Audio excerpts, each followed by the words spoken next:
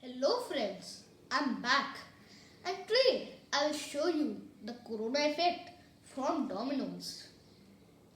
So let's start. Come.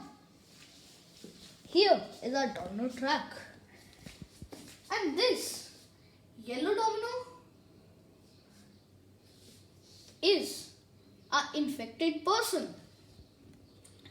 And today I will show you the significance of social distancing, that how one infected person can infect a whole community of people